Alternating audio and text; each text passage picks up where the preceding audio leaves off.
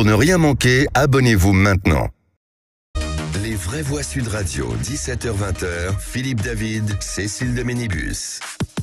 Et voilà que ça recommence, les vrais voix, comme tous les jours, à partir de 17h jusqu'à 19h. Merci en tout cas de toute votre gentillesse, vos petits mots, vos petits messages qu'on soit régulièrement avec Philippe David. Ça va Philippe David? Ça va très bien, vous à toutes part vos quand vous bonnes faites ondes. vos coups de cœur et vos coups de gueule, bam. Et là ça tombe, la sanction tombe. Mais ils aiment bien en général, je crois. Ils aiment bien. Surtout les deux derniers ont très bien marché.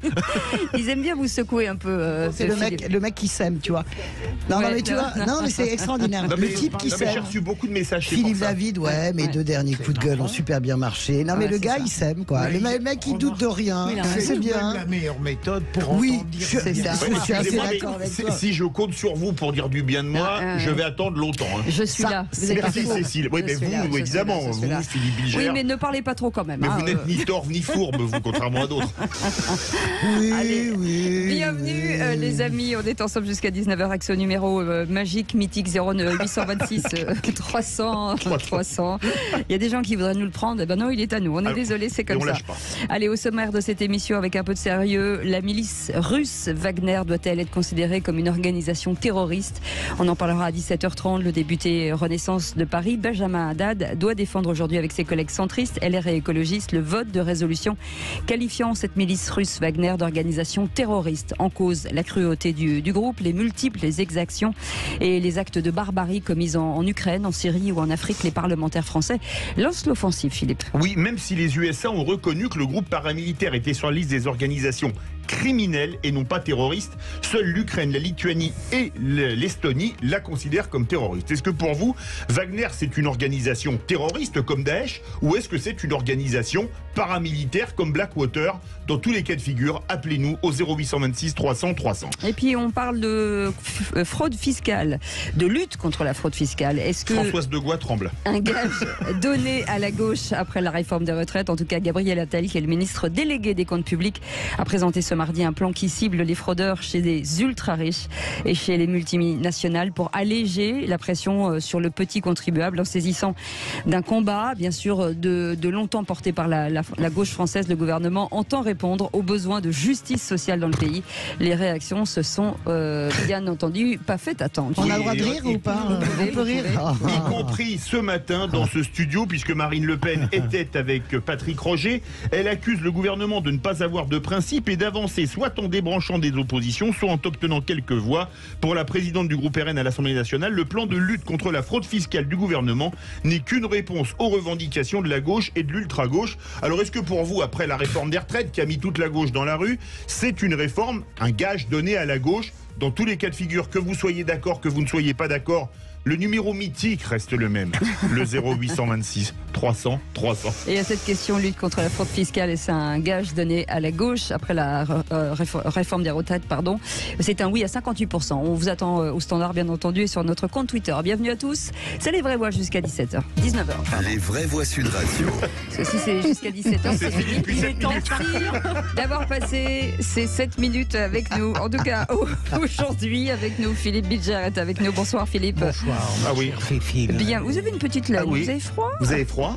Ben Non, mais oui. parce qu'il Dans le micro. pleuvait. Ah, Oui, il j'ai pleuvait. beaucoup marché aujourd'hui avant de venir et donc Mais il on pleut pas s'est dans le studio, hein. occupé un peu de ma santé. Ouais, c'est bien. Mais il Il pleut fait, pas il dans fait- le il fait studio. un peu gentleman farmer. Ah ben, c'est vrai. Ouais, c'est un petit côté. J'aurais bien vu au Très- mariage, très au farmer. couronnement, Ouais, je vous très aurais bien farmer. vu au couronnement Ouais. du roi Charles Mais III. j'aurais adoré Ouais, mais moi aussi. en être pour le regarder, l'observer. ben, Je je- ne l'aurais pas tourné en dérision. en ce Je qui serais me venu concerne. avec vous avec un chapeau. Avec grand plaisir. Fût-il Mais un... vous, j'aurais- L'ancienne le droit- abat-jour, comme Ah, l'a non, ça dit vous Vous Roselyne auriez le Bachelot. droit à des moqueries de. Vraiment, Roselyne Bachelot devient de plus en plus bête et méchante en fait. Et hein. qui- Moi je trouve vraiment absolument. son billet n'a aucun sens. Quel est l'intérêt de ce billet? Ça m'a vraiment heurté. D'habitude elle a de l'humour, mais là elle est grasse et vulgaire. Françoise de Gois, Bonjour. qui est avec nous. Bonjour. Bonjour. Rappelons ce que vous dites, puisque hier, Roselyne Bachelot a commencé à critiquer, bien entendu, avec des propos qui assez déplacés sur le couple sur les royal. oreilles en plus. Il y a une remarquable indignation. Absolument. Sur Et les hier de oreilles Philippe David.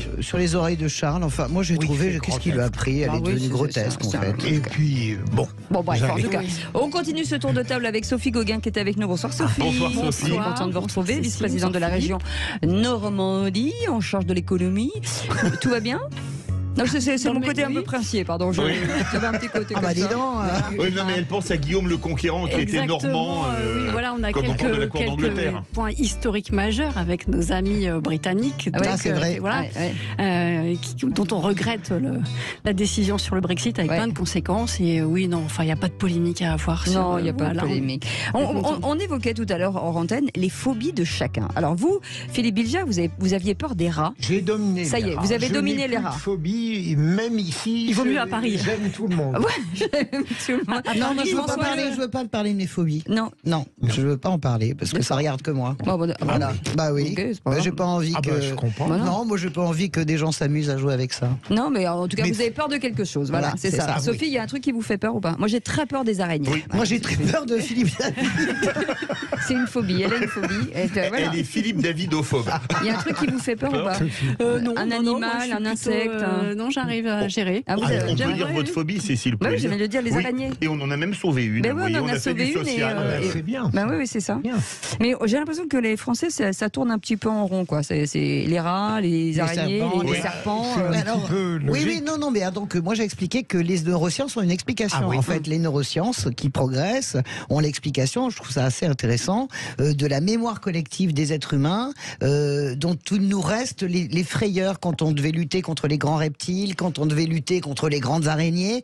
Et en réalité, comment dirais-je, ces angoisses, remonte. voilà, sont des angoisses archaïques, ce qu'on appelle les peurs archaïques. Vous imaginez dans quelques millénaires, quand ceux qui auront croisé Françoise de Gaulle auront transmis ça de génération en génération, Bien sûr, ça va bien être sûr. terrible. Vous vous souvenez dans les cavernes ce que je vous ai mis sur la tête là, quand on allait chasser le mammouth ensemble? Vous en Ça y souvenez? est, Vous savez je que ça va comprends recommencer. maintenant, je comprends Un grand tout. coup de gourdin. Hein En tout cas, et j'étais Frédéric... tellement énervé que j'ai peint des trucs à Lascaux. Ah, c'est vous C'est elle. C'est fou, c'est fou.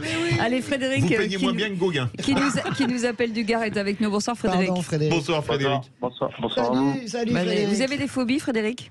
Non, aucune peur, aucune phobie. Voilà. Ah, il est trop C'est fort. contre un homme comme vous Non, qu'on a non, envie de mais se c'est blottir. Pas de phobie du Je Kikadi. suis un peu avec mes mémoires archaïques et avec mon mental. Voilà. Ah, d'accord, Tout simplement. d'accord. Oui, il n'a pas de phobie du Kikadi déjà, ça Non, c'est il une a pas bonne de chose. phobie. C'est bon, c'est bon, ça c'est bien. Pourquoi se faire peur? C'est vrai, pourquoi se faire peur? Exactement. En tout cas, on est ravis de vous accueillir avec nous comme vraie Merci voix. à vous. Aujourd'hui, vous allez pouvoir jouer avec nous au Kikadi et bien entendu commenter l'actualité comme vous tous au 0826 300 300. Restez avec nous, cher Frédéric. Bienvenue à vous. Et tout de suite, le réquisitoire du procureur. Allô, le responsable des poissons rouges. Ah, tu tombes bien, ça s'appelle la SPA. Maurice a encore bouffé tous les chocos suisses. 3 d'un coup cette fois. Tu pousses le bouchon un peu trop loin, Maurice. Voilà, vous vous faire écouter cette pub. Elle a 20 ans, cette pub, vous vous souvenez? Tu pousses le bouchon un petit peu trop loin, Maurice. Il est adorable. Voilà, et la France entière adorait ce petit garçon. C'était génial. Avec Et le on se demande poisson. toujours ce qu'il est devenu. Et ben, on a regardé la photo. Il est magnifique. Voilà. Il Mais en a un peu marre. Mais Et Cécile, je me suis tout redemandé, mais je ne l'ai jamais fait, quelle était l'adorable petite fille qui faisait de la pub pour Sud Radio. ouais. Il y avait une petite voix adorable. Ouais. Ouais. Et je n'ai jamais pu savoir qui c'était, ça n'aurait pas eu une importance décisive Non, mais après, c'est mais moi, c'est moi. adorable. C'est moi elle. qui fais les petites filles. Sud Radio, c'est super. Mais elle était superbe, Oui. cette petite. Tout de suite, La C'est pas voix. ton cas, t'as vu ce qu'il a. Non, t'es méchante. Vous m'inquiétez aujourd'hui, il va falloir qu'on mette un Oui, peu de oui, sérieux. Je me demande où elle est Philippe. tombée, là. Oui, Dans l'angoisse. On fait la- Madame de Goua, vous êtes méchante. Non, pas non. Très méchant. C'est Philippe. Il est très méchant, c'est Je vais le dire à ma mère. Ah non. Il est d'ailleurs tellement méchant qu'il va requérir. Allez. Les vraies voix Sud Radio. S'il Le retrouve la réquisitoire mémoire. du procureur, Philippe Bilger. Et vous voulez requérir, je vais vous la redonner, contre la réduction paresseuse et confortable à l'hitlérisme et au fascisme. Oh, dis donc. Oui, alors ça peut concerner notamment les dénonciations de la gauche et de l'extrême gauche, mais on le voit même dans d'autres champs politiques que je dirais moins extrêmes. J'en ai assez de cette manière qui fuit l'argumentation pour à chaque fois croire qu'on défait radicalement la pensée d'autrui, notamment lorsqu'elle est politique, en la comparant à l'hitlérisme, au nazisme ou à des choses comparables. D'abord, c'est gravement banaliser ces horreurs, je le pense. C'est ensuite ne jamais répondre aux dangers d'aujourd'hui parce qu'il y a des opinions qui clairement représentent des fléaux sur le plan intellectuel et idéologique. idéologique, et au fond, c'est démissionner devant la complexité du réel et de la pensée. Et donc, je trouve que gardons l'horreur d'Hitler pour Hitler et tous ceux qui s'en revendiquent encore, le fascisme de la même manière et le communisme stalinien également. Françoise de Gois. Oui, moi je vois pas où est-ce que tu vois la facilité, parce que tu dis c'est de la banalisation, mais ça répond toujours aux mêmes critères, ça répond toujours aux mêmes tendances, ça répond toujours, et d'ailleurs eux-mêmes, ces groupes-là se qualifient de néo-fascistes ou de néo-nazis. Ils ne cachent pas leur adoration pour Adolf Hitler, ils ne cachent pas, si on parle des gens qui défilaient dans Paris, leur adoration sur leur compte Twitter de ces gens qui défilaient masqués, on les a repérés, il y a des appels au meurtre de migrants. Donc si tu veux, je vois pas où est le...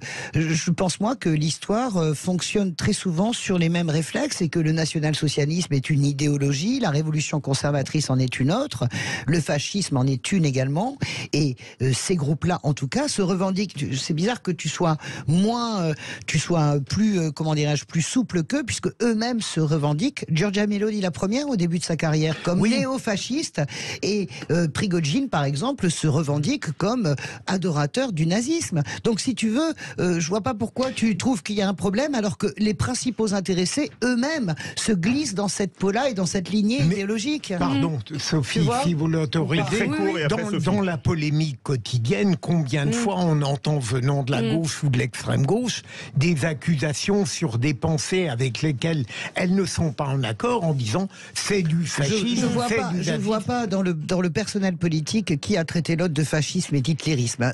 Tu le vois peut-être sur des trucs Twitter avec des gens un peu délirants, mais les gens normalement constitués et élus ne traitent pas les autres. Si, la seule personne qui a traité, comment dirais-je, un député RN l'a traité de nazi, c'est un député Renaissance. C'est un député de Macron qui avait fait le salut nazi en saluant les députés. Ouais, mais quand même, j'observe et je rejoins Philippe sur cette banalisation dans l'utilisation verbale. Mais où tu la vois? Tous azimuts, justement, où tu le vois dans le débat public? Aujourd'hui, on ne peut pas faire comme si les réseaux sociaux, des expressions quand même de parlementaires qui sur certaines tribunes font des allusions permanentes. Je veux dire, hier, il y a eu quand même... Je termine mon propos. D'abord, j'ai pas coupé la parole. Non, mais je trouve que l'utilisation trop régulière de ce genre de comparaison dans des dates historiques aussi, je veux dire, voilà, parfois on a tous entendu Madame Rousseau, encore une fois, hier, qui aurait mieux fait de s'abstenir. On mélange tout et n'importe quoi. Donc je rejoins Philippe. Je pense grosso modo que Jean Moulin était mort pour qu'il y ait la retraite plus tôt. Il faut arrêter. Non, mais je peux terminer. Je pense que pour répondre, voilà, je rejoins le fait que des passes de l'histoire doivent être évidemment précises, mais que ce qu'on en fait globalement sur les réseaux sociaux, mélangeant tout ou dans des invectives, n'est pas du tout utile aux valeurs qu'on défend. Quand un ministre des Armées qui confond l'armistice, si tu veux, et la capitulation de l'Allemagne nazie, c'est un vrai problème, par exemple. On parle, Sébastien Lecornu, si tu veux, hier a fait ça. Donc je pense que... Mais c'est pas... les amis, ça n'est pas un débat. Je ne suis pas d'accord avec vous pour dire que le personnel politique s'envoie fasciste au visage. Françoise, pardon. Restez avec nous. Dans un instant, on va revenir sur la milice russe. Wagner doit-elle être considérée comme une organisation terroriste? On va en parler dans quelques instants, puisque les députés demandent à l'inscrire dans ce but. Vous restez avec nous, on est ensemble jusqu'à 19h. Ça démarre bien, les dents. On est à fond. Les vraies voix Sud Radio, 17h-20h, Philippe David, Cécile de Ménibus. Et on y retourne, les amis. Les amis, nous sommes en direct. On a quand même le droit de discuter avec Philippe Bilger de choses très importantes. Non.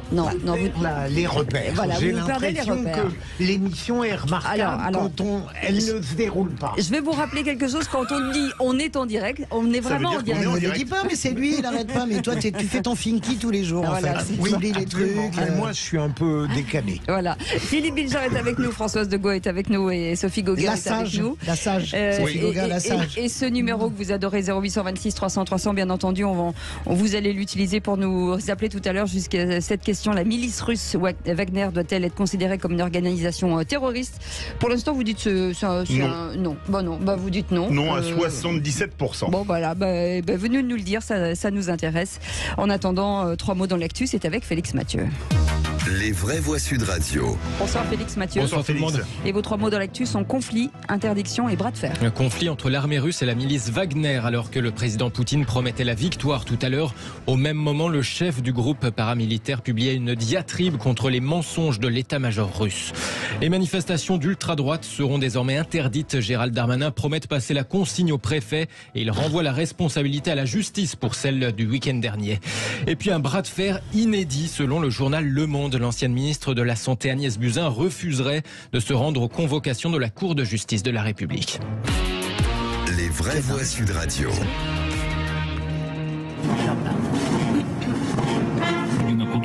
Les chars étaient de sortie aujourd'hui à Moscou pour commémorer la victoire contre le nazisme.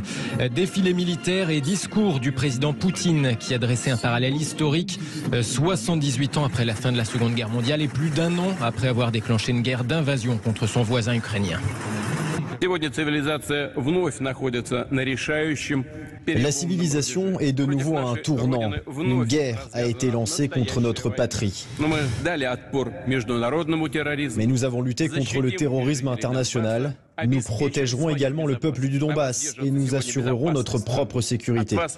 Rien n'est plus important actuellement que votre tâche militaire. La sécurité du pays repose aujourd'hui sur vous. L'avenir de notre État et de notre peuple dépend de vous. Pour la Russie, pour nos valeureuses forces armées, pour la victoire. Hurrah!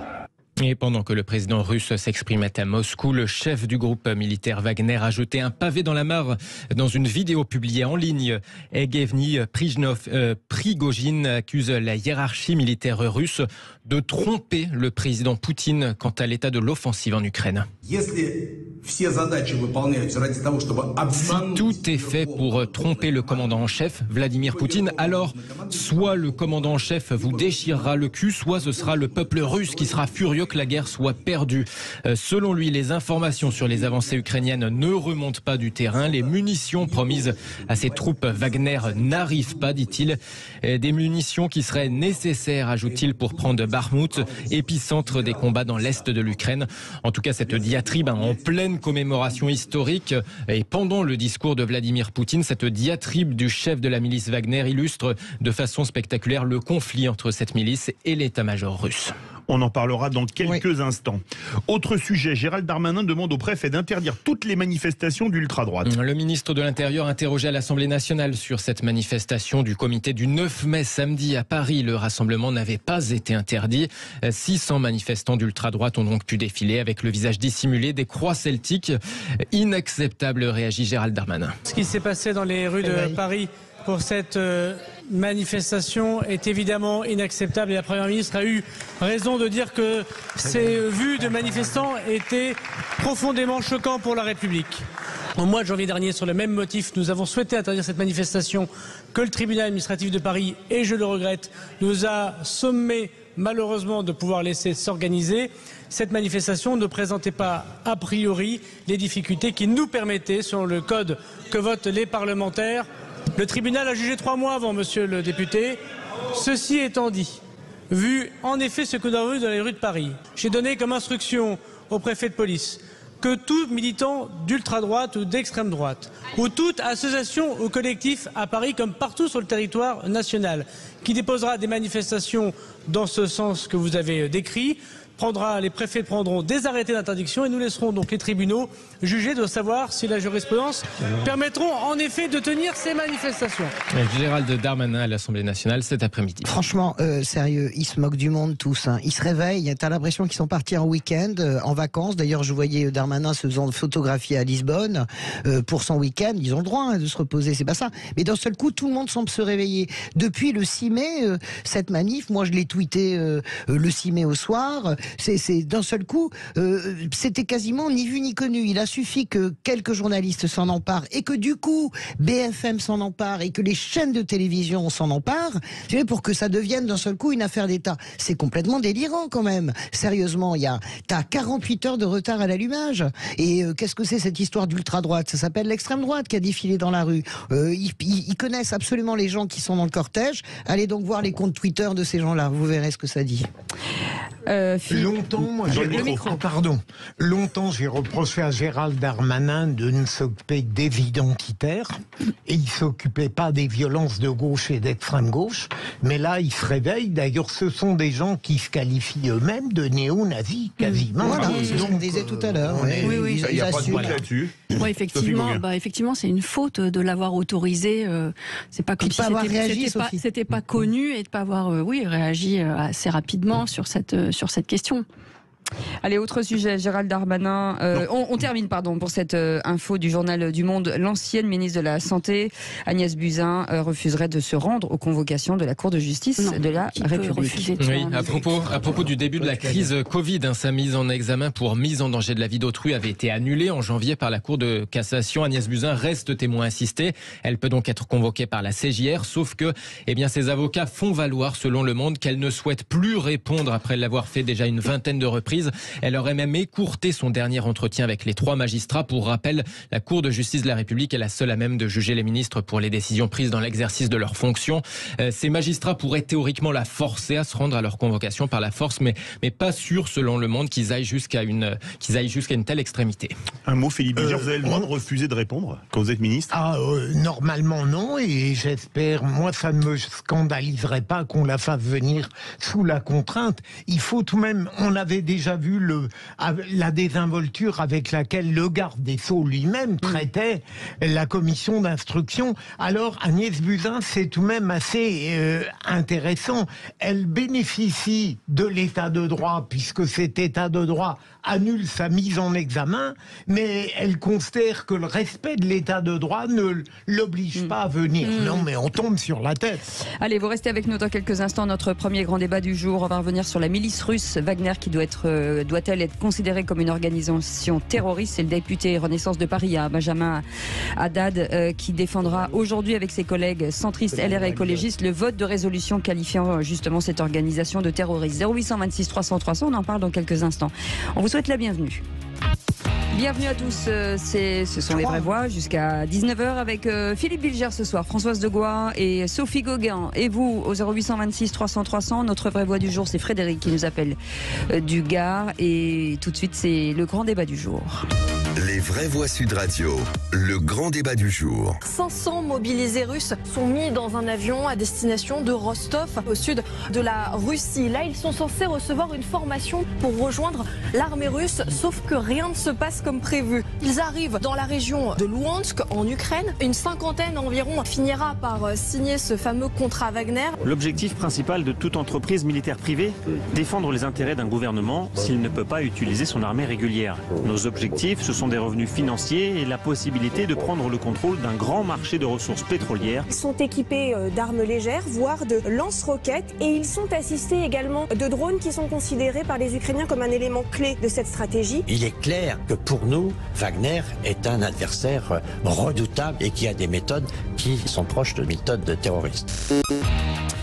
En tout cas, une résolution des députés de la majorité présidentielle est examinée aujourd'hui à l'Assemblée nationale avec pour objectif d'inscrire donc ce groupe militaire privé Wagner sur la liste des organisations terroristes de la France et de l'Union européenne, les exactions commises par le groupe en Ukraine, les multiples actes de barbarie en Syrie ou les campagnes de désinformation en Afrique sont pointés du doigt par les députés français, Philippe. Oui, et d'ailleurs, le rapporteur du texte, Benjamin Haddad, dit qu'il s'agit d'envoyer un message politique symbolique à cette milite russe qui lutte contre les valeurs démocratiques et les intérêts des pays occidentaux. Pour l'heure, seule l'Ukraine, la Lituanie et l'Estonie considèrent Wagner comme une organisation terroriste. Alors est-ce que pour vous, Wagner est une organisation vraiment terroriste comme Daesh, ou est-ce que c'est plus une milice privée comme Blackwater pour les Américains, où on a connu ça en France, les barbouzes, les mercenaires, et dans d'autres pays également? Dans tous les cas de figure, le seul numéro qu'il faut appeler, le 0826 300 300. Et notre invité pour en parler, Éric Denessé, est avec nous, directeur du Centre français de recherche sur le renseignement.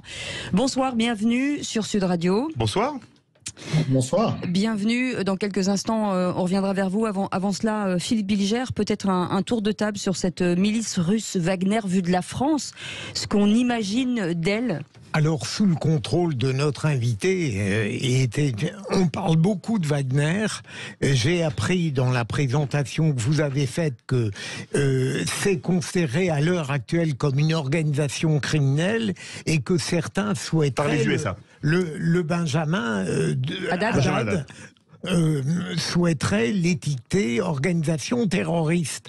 Et si en totale, peut-être ignorance relative, j'avais eu à choisir, j'aurais plutôt, au fond, choisi d'emblée, dans la mesure où Wagner me semble avoir une structure politique, une finalité terroriste, j'aurais plutôt arbitré entre pour le terrorisme, plutôt pour le criminel, sans que ce soit forcément exclusif. Et je suis curieux de connaître l'avis de notre invité. Françoise Degois. Moi, j'arbitre plutôt pour l'organisation criminelle. D'abord, Prigojine, c'est un patron.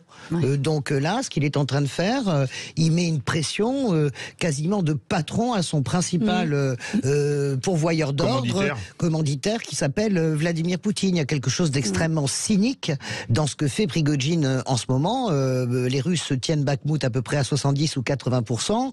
Il y est pour beaucoup. Il sent quand même que ça marche pas très très bien.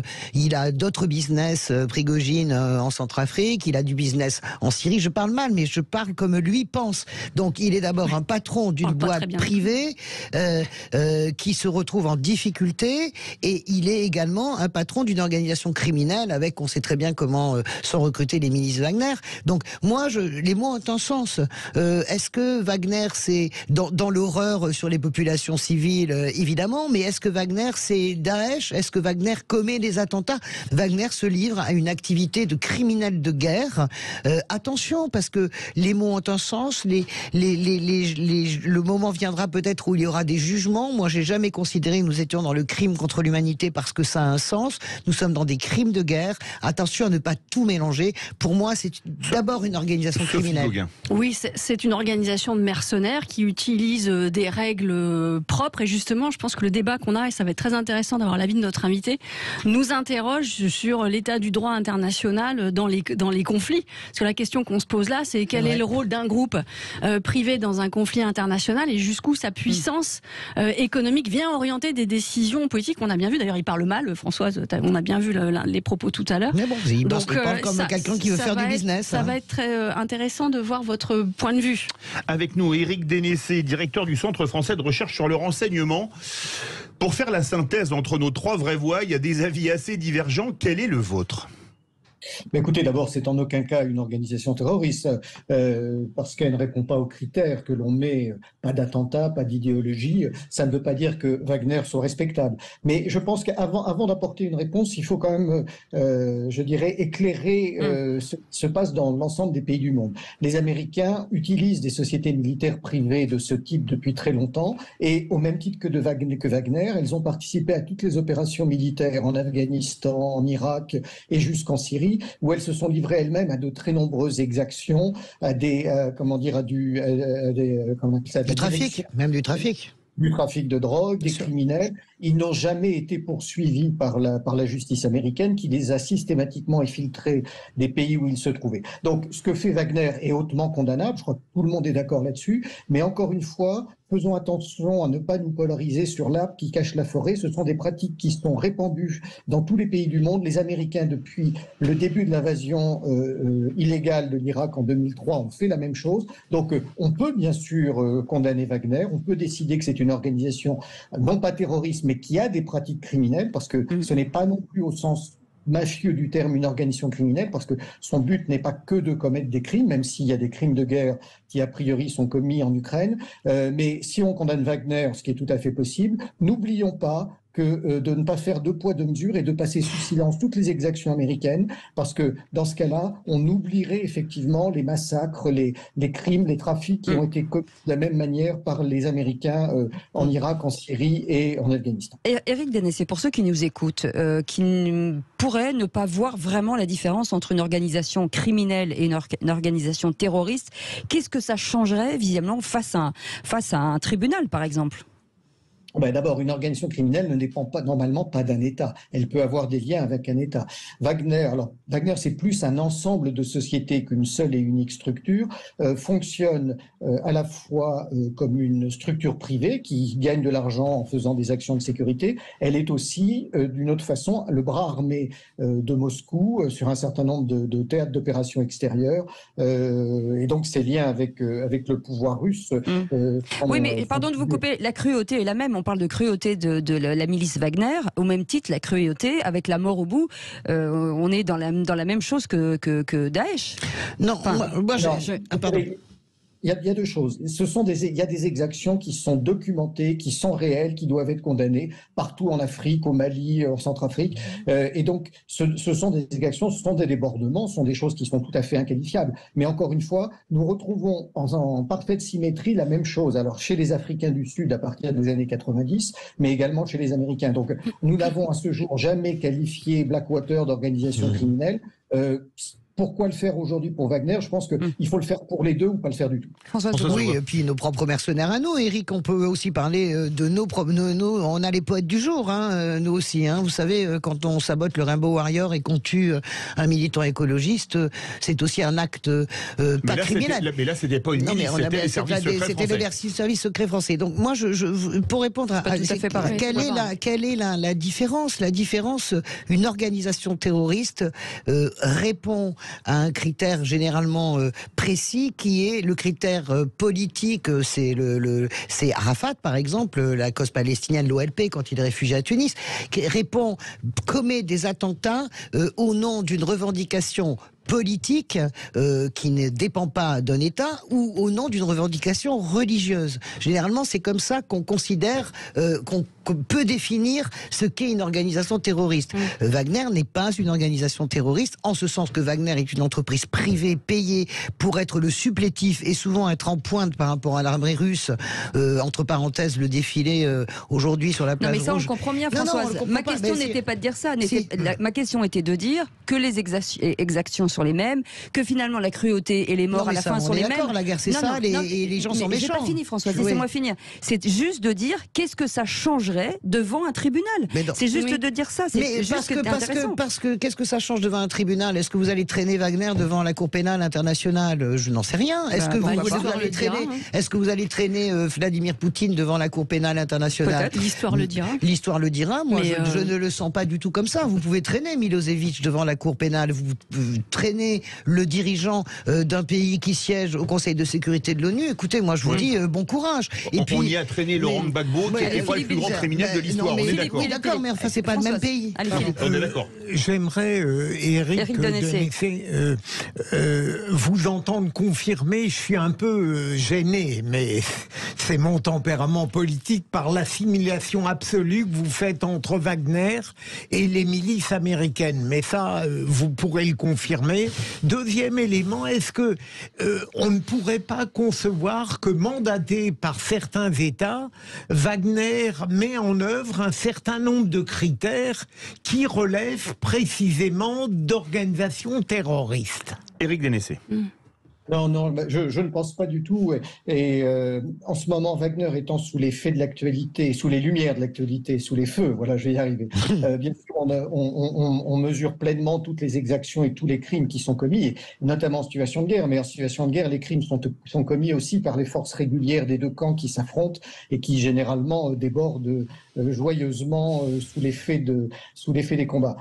Non, Wagner ne répond pas, en tout cas à ce jour, à ce critère terroriste au sens propre. Il n'y a pas de finalité terroriste, à votre avis. Il n'y a pas de finalité terroriste, il n'y a pas de finalité criminelle. Il y a des exactions, il y a des pratiques criminelles qui méritent d'être condamnées, mais dans un certain nombre de cas, elles sont connues. On l'a vu encore récemment en Afrique, mais encore une fois, n'oublions pas ce que d'autres pays comme l'Afrique du Sud et les Américains ont fait auparavant.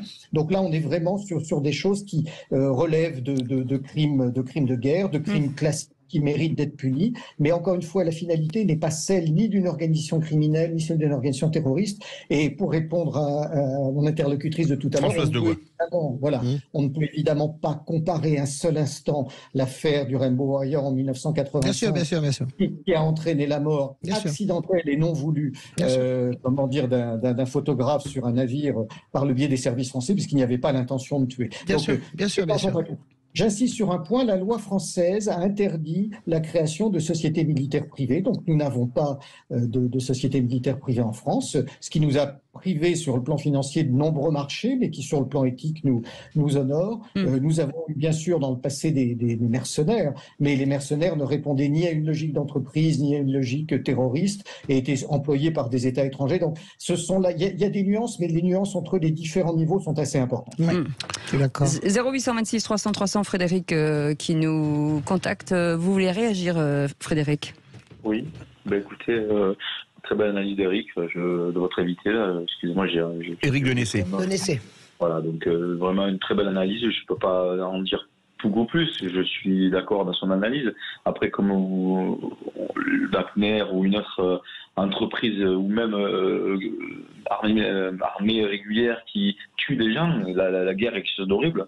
Donc elle tue des êtres humains. Donc voilà, là on n'est pas dans une milice qui dégorge des personnes, qui comme Daesh, comme on fait le parallèle, ça c'est quand même malheureux de faire des parallèles comme ça, sans appui documenté et sans condamnation en fait des Nations Unies. Ensuite, je voudrais dire qu'on voit ce qu'a fait l'armée régulière ukrainienne au Donbass depuis 2008. Donc là, ils ont tué 15 000 civils. Donc honnêtement, je pense que Wagner est très loin de ce constat-là, avec toutes les documentations que l'on a sur cette armée en fait néo-nazie, avec des individus exécrables et dégueulasses dans cette armée ukrainienne. Alors, il y en a des deux côtés, parce que Prigojine est aussi... Attendez, je suis pas partisan, attention, je vais vite recaler les billes, c'est que je suis ni pour russe ni pour ukrainien. Pour moi, tout le monde en fait de guerre est dégueulasse. On aurait cru le contraire. J'ai fait 19 ans d'armée. J'ai été rapproché par des sociétés privées pour continuer en fait servir dans d'autres conditions. J'ai refusé parce que pour moi en fait c'est la même chose. On sert les intérêts qui sont milliardaires et ni plus ni moins. Voilà. Vous savez, le bataillon Azov est un horrible bataillon également, le bataillon de pointe et de choc de l'armée ukrainienne. Moi, au début du conflit, j'ai été extrêmement choqué et heurté par le fait qu'on recevait en direct pour pouvoir couvrir ce conflit, parce qu'il fallait que les télés mangent de l'image des responsables du bataillon Azov. Quand vous voyez l'idéologie, dernier point, je trouve qu'il y a quelque chose d'un peu tordu de la part du groupe Renaissance à vouloir faire passer une proposition de loi sur ce sujet, utiliser ce sujet, tout ça parce qu'évidemment nous n'arrivons pas à contraindre et nous n'arrivons pas à freiner l'avancée chinoise et bien sûr russe, et le fait que nous sommes dégagés de toutes nos positions en Afrique. C'est ça que je veux dire. Pour revenir sur la milice Wagner, est-ce que là ça n'est pas en train de s'essouffler, Éric Denessé? Non, pas du tout. A priori, ils recrutent toujours autant, même s'ils ont beaucoup de pertes humaines. Alors, on pourrait bien sûr aussi les critiquer, les attaquer sur les modes de recrutement, mais a priori, ça correspond à une certaine forme d'état de droit qui est en vigueur en Russie. Non, dans la mesure aujourd'hui où où l'antagonisme monte entre l'Occident et la Russie. On mesure chaque jour le fait que les Russes essaient de nous tailler des croupières, notamment par le biais de Wagner dans nos anciennes colonies d'influence en Afrique. Mais en même temps, il faut dire que les positions que nous prenons sur la guerre en Ukraine, que je ne juge pas, ne font que renforcer l'antagonisme de Moscou, et donc ils vont s'en donner à cœur joie pour attaquer nos positions en utilisant principalement Wagner, avec néanmoins un élément aujourd'hui, c'est que l'essentiel des besoins en effectifs sont quand même concentrés sur le théâtre ukrainien et sur le reste des frontières de l'URSS, où il y a quand même des choses qui se passent, dans le Caucase notamment avec le conflit entre l'Azerbaïdjan et l'Arménie. Donc les effectifs que peut libérer Wagner pour envoyer beaucoup de monde en Afrique ne sont pas si importants que ça. En tout cas, je pense que ça va rester stable. Je ne vois pas comment ça s'accroîtrait dans les mois qui viennent. Alors, dernière petite question de Philippe Béja. À votre avis, le lien fort entre la Russie et la Wagner, est-ce que c'est une manière pour l'État russe de se libérer de certaines horreurs en les faisant accomplir par d'autres, ou y a-t-il des desseins plus politiques? C'est une privatisation de la guerre? Oui, évidemment. Alors d'abord, les Russes sont en ce moment flèches de tout bois, donc ils ont besoin d'envoyer des combattants nombreux. Mais il faut rappeler que dans tous les pays du monde, et notamment aux États-Unis, en Grande-Bretagne et en Russie, mais en Chine aussi, parce qu'il y a énormément de sociétés militaires privées, le fait d'avoir ce qu'on appelle une SNP évite de payer des retraites. Souvent, les soldats, les anciens militaires qui participent sont mieux payés que les troupes d'active, mais en réalité n'ont pas n'auront pas accès à la retraite, donc ça fait des économies au ministère de la Défense. Ça permet à l'État qui les soutient de les envoyer parfois sur des coups tordus, parfois dans des pays avec lesquels ils ne veulent pas avoir de relations politiques ou diplomatiques. Mais encore une fois, ça fonctionne à peu près de la même manière dans tous les États. Et donc, il n'y a pas finalement, à part peut-être la quantité d'exactions, de véritables différences dans l'emploi de Wagner par rapport à ce qu'a été l'emploi des sociétés militaires privées américaines, qui, rappelons-le, ont fait énormément de victimes, elles aussi, sans jamais être poursuivies ni par la justice de leur pays, ni d'ailleurs sans que les pays occidentaux se révoltent et essaient de faire passer une loi à l'Assemblée pour les qualifier de groupes terroristes. Merci beaucoup en tout cas. Eric Dénessé d'avoir été avec nous, directeur du renseignement français de recherche, directeur du Centre français de recherche sur le renseignement. Pardon, vous restez avec nous. Merci beaucoup Frédéric et on revient dans un instant avec la joie et la bonne humeur. Le Kikadi Show, à tout de suite. Les vraies voix Sud Radio, 17h-20h, Philippe David, Cécile de Ménibus. Bienvenue les amis, bienvenue Philippe Bilger, bienvenue Françoise Degroy, bienvenue Sophie Gauguin et bienvenue à la France entière qui s'est arrêtée encore. Comme même Prigogine s'arrête là, vous savez, là, ça veut dire que là, il s'arrête pour jouer. D'ailleurs, bientôt, il va falloir traduire en plusieurs langues. C'est ça le problème, ça va prendre du temps. En attendant, on vous souhaite la bienvenue tout de suite, le quiz de l'actu. Les vraies voix Sud Radio, le quiz de l'actu. Et Frédéric, notre ami du Pont du Gard. Frédéric, vous devez choisir votre adversaire. Et là, c'est pas facile. Hein. Sophie, moi. Oui, Sophie oui, alors là, non, vous commettez une grave erreur. Non, il joue contre vous. Oui, j'ai compris. Non, mais là, elle fait sa maline, là. Exactement, voilà. Vous roulez les mécaniques. C'est ça. Caisse, non, je pense que vous avez déjà gagné, cher auditeur. Ah oui, vous lâchez la non, je ne lâche jamais rien. Je vais affronter dignement cette épreuve. Bon, toi et moi, on est ensemble. Ce qui est fou, c'est que Sophie Gauguin, elle fait peur. Elle fait peur. Ah oui. Ah non, mais là, c'est pas possible. Les jetons. Allez. Vous qui êtes un ancien militaire, son surnom c'est Ramba dans les vraies voix, ça veut tout dire. T'as raison. Première question, c'est une question Kikadi comme d'habitude. Kikadi en parlant de la fraude fiscale. Nous ne sommes pas un paradis fiscal pour personne. Gabriel Attal. Bonne réponse. Alors, ils l'ont dit en même temps, mais vous êtes ensemble. Alors au moins c'est réglé. On a gagné. D'ailleurs, j'ai rajouté un pas qui n'avait aucun intérêt. Deuxième question, Kikadi en parlant de la fraude fiscale. J'avais proposé pendant la campagne présidentielle de créer un FBI de la fraude. Non, c'est Marine Le Pen. Bonne réponse, c'était ce matin sur Sud Radio. C'est Patrick Roger. Absolument, qu'on embrasse. Qu'on embrasse, oui. On embrasse Patrick Roger, on est bien d'accord. Est-ce qu'on peut arrêter de jouer tout de suite? Non. Mais vous abandonnez déjà? Moi, l'autre qui n'abandonne jamais, les grands discours à la noix. Sophie Gauguin, écoutez cette question. Question Kikadi. Kikadi, Marine Le Pen va gagner si on ne réforme pas. Macron. Non. Non. Non, la route est droite, mais la pente est forte. Bonne réponse de Françoise Degroy. On a gagné. On a gagné. Frédéric, vous aviez pas dit Raffarin? Si, il l'a dit. Il l'a dit après. On s'en fout, mais on a gagné, on est dans le même camp. Oui, on est dans le même camp. Alors 6-0, ça fait un peu de tennis, une roue au tennis. Kikadi, appelé à décapiter le président de la République ou lui promettre un destin à la Kennedy, ce n'est pas notre conception de la démocratie. Olivier Faure. Oui, je l'ai vu. C'est le même prénom. C'est le même prénom. C'est Olivier Véran. Non. Olivier Faure, mais non, t'es sûr que c'est pas Olivier Faure? Bah oui, quand même. Olivier Marlex. Il est à Bercy. Olivier Dussopt. Bonne réponse de Françoise Degroy. Un point, juste un point. Puis surtout, Dussopt, on n'a pas du tout parlé de lui ces dernières semaines. C'est absent de l'actu. Non, mais c'est pas ça. Non, mais ça veut dire qu'il est tellement insignifiant qu'on pense même pas. Enfin, je veux dire, il est insignifiant. Attendez, j'appelle sur le portable de Sophie Gauguin. Oui. Vous avez demandé la police, ne quittez pas. Je crois qu'elle est en garde à vue. Allez. Question Kikadi, dernière question Kikadi. Face aux extrêmes et aux populistes, nous continuerons à défendre l'Europe. Gérald Darmanin. Oui, bonne réponse. Elisabeth Borne, bonne réponse dans le casque de Frédéric. Très fort, ce Frédéric. Allez, la dernière. 10-0 là. Non, celle-ci. Kikadi, j'ai décidé de politiser mon arrêt du cinéma. Ah, mais c'est Adèle Haenel. Bonne réponse. Adèle Haenel. Elle a arrêté dans une grande lettre. Sophie Gauguin. Dans une grande lettre à Télérama. J'assume totalement. J'ai fait pire. On a gagné. Effectivement, Frédéric, bravo. Vous avez fait le bon choix. La 12-0, ça fait mal. Ah oui, ça fait mal. Moi, j'ai fait Bravo, déjà Frédéric. j'ai fait des 14-0, ça m'est déjà arrivé. Hein. Bravo Oui. Frédéric. Comment vous dire, Sophie? Non, mais Sophie 14-0 Gauguin. pour moi. Hein. Comment vous dire pour vous consoler? Rien en fait. Allez, à tout de suite. C'est pas mal. C'est une bonne C'est bien. Allez, à tout de suite. Merci. Moi, j'étais sous. Les vraies voix Sud Radio, 17h-20h, Philippe David, Cécile de Ménibus.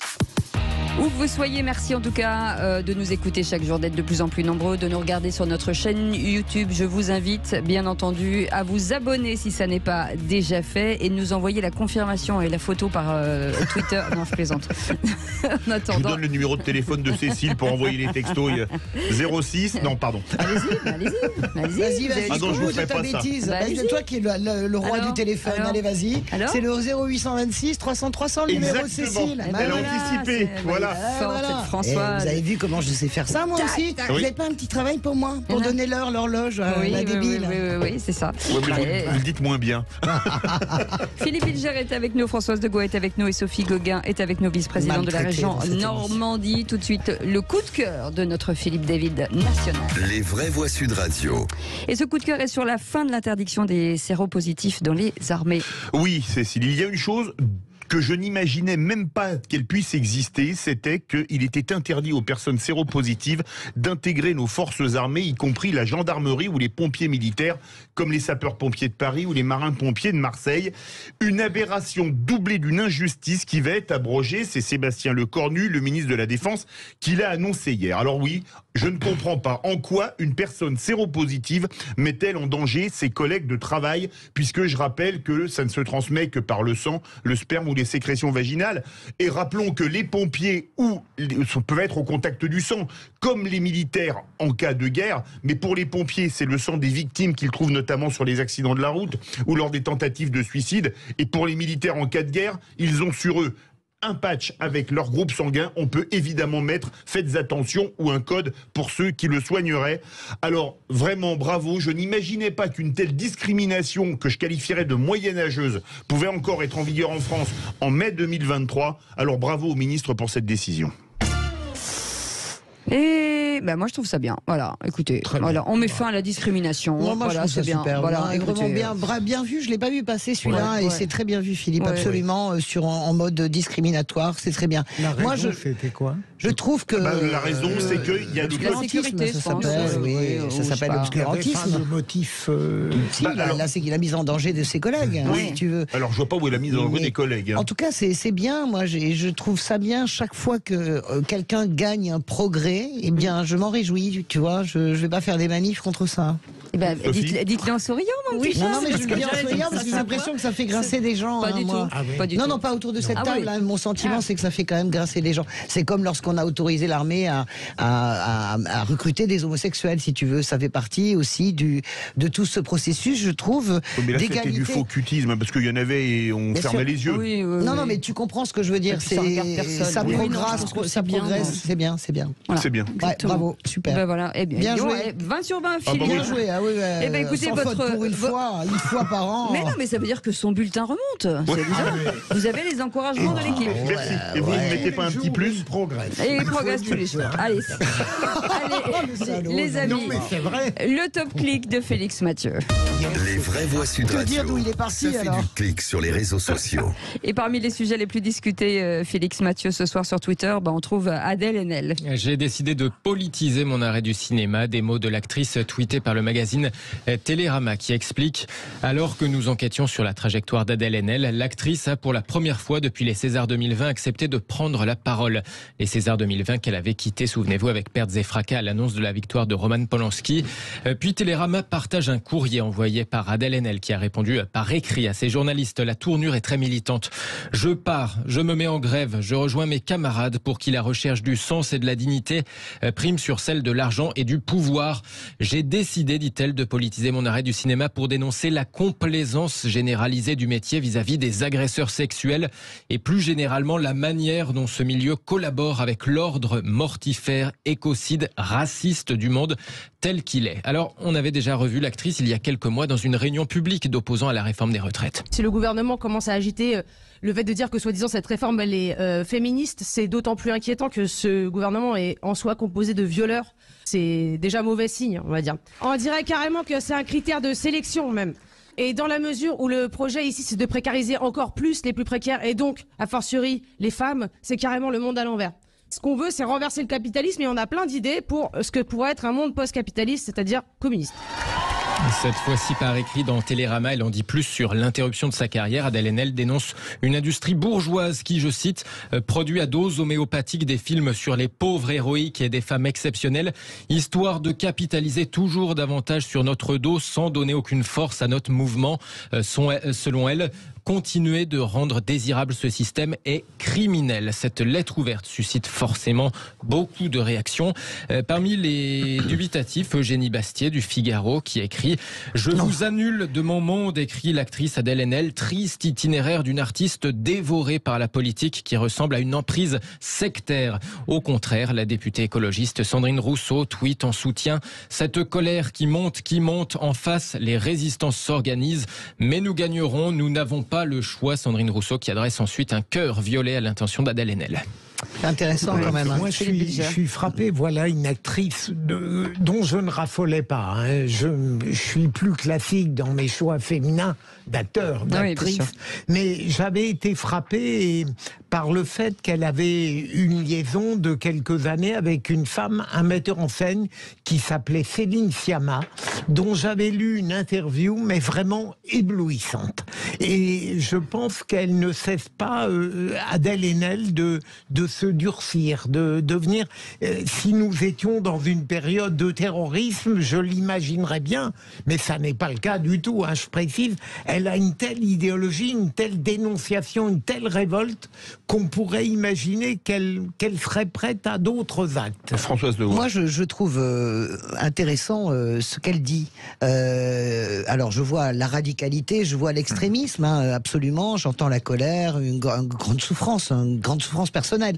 Mais quand même, elle dit quand même des choses. Tout n'est pas à jeter dans cette lettre sur les films qu'on fait, qui sont que des prétextes. Moi, j'ai souvent, c'est vrai. Moi, j'ai souvent, j'adore le ballet classique et le ballet contemporain. J'aime la danse contemporaine. Je suis désespéré de voir à quel point, par exemple, la diversité est absente. Il y a des grandes compagnies comme la Batsheva Dance qui font danser des Asiatiques, notamment qui font danser des Palestiniens. La Batsheva Dance, qui est la plus grande compagnie israélienne, une des plus grandes compagnies au monde. Mais le monde de l'art est quand même extrêmement confiné et clos sur toujours les mêmes critères. Je vois comment a été accueillie la série Bridgerton, la fameuse série sur Netflix. Je vois comment sont accueillis... Qu'on rappelle avec des acteurs de couleur. Oui, voilà. Et donc, je me dis, tout n'est pas à jeter dans sa lettre. Il y a une vraie réflexion à entamer sur la façon dont nous envisageons le monde. Et peut-être qu'elle va trop loin et qui... Moi, je ne sais pas si elle va trop loin. Vous savez, les féministes, dans les années 70, elles ont tout cassé pour essayer d'obtenir des droits. Donc, bon. Sophie Gauguin. Oui, c'est toujours... Bon, il y a le mal-être personnel, ça c'est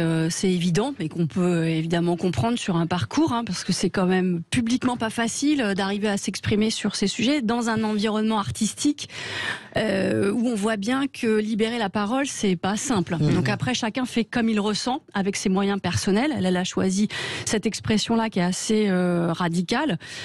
Bon. Pour moi, c'est quand même l'expression d'un mal-être global sur le sentiment d'impunité généralisée sur des questions juridiques ou judiciaires, sur les agressions sexuelles, les violences sexuelles. Sauf que, à force d'en parler avec le même degré de véhémence à tous les niveaux, on finit par oublier qu'il y a aussi des degrés de délit, de criminalité. Oui. Et donc, est-ce qu'on dessert pas, la question que je pose, c'est finalement, est-ce qu'on dessert pas la cause qu'on veut servir Quand on dit que le violeur est un critère de recrutement au gouvernement. Quand on met au même niveau tout. Voilà, y compris son parcours personnel et des revendications qu'elle peut très bien avoir.